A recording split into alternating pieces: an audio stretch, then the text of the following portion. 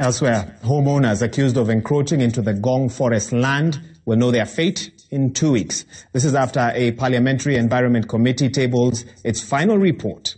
Now, the committee, which toured 9 estates, including 3 government installations, found that some of the estates were developed on land that had been de-gazetted, and the residents there were now staring at possible demolition that could leave thousands of families with no place to call home.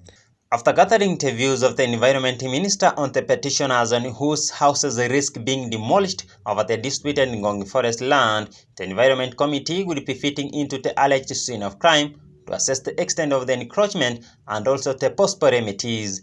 It is final report that will see the fate of those who have invested in the disputed parcel of land will be toppled in a fortnight. Go and make your wise decisions.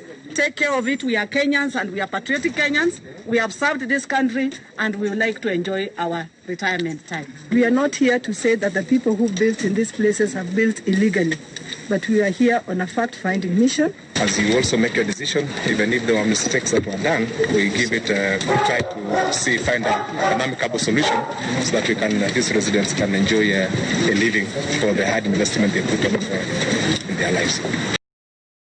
It will have a day-long night for the residents of Langata View Apartments and Langata Garden Estates after their homes found to be outside in the boundary of 53.6 hectares of land de-gazetted in 1998 as their fate now hangs in a balance. Langata Garden stayed on 6.296 acres of land and has 128 units with over 700 residents.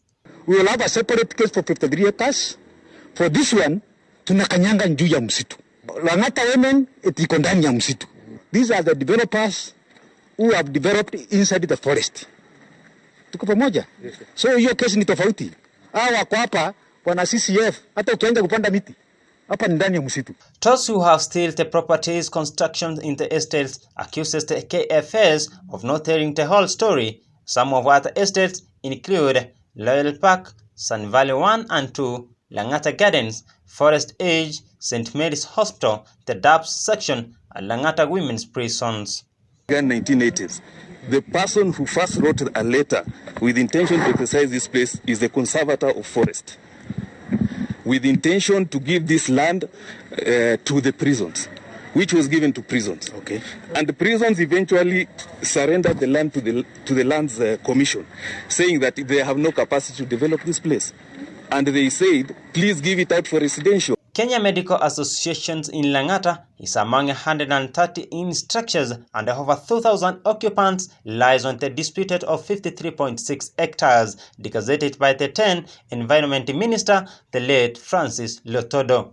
This purported de-gazettement was done in 1998, but the titles were issued in 1996. We were third persons who came on the ground. So we did not, well, as far as we are concerned, we are here legally. The committee questioning the criteria used by government installations to allocate land given to them for public use to private citizens, as the residents armed with maps defending what they believe was the rightfully theirs. Kenya police at no particular time owned this land. This land was originally and it is still owned by KFS. The residents further lamenting of alleged intimidations by the government ministry. They claim cases choppers fly high over their homes constantly. Tobacco, during an appearance before the committee, had seemingly hinted at a possibility of reaching a settlement with the investors where they could lease the land from the Kenya Forest Service. David Nyokangi, Citizen TV, Nairobi.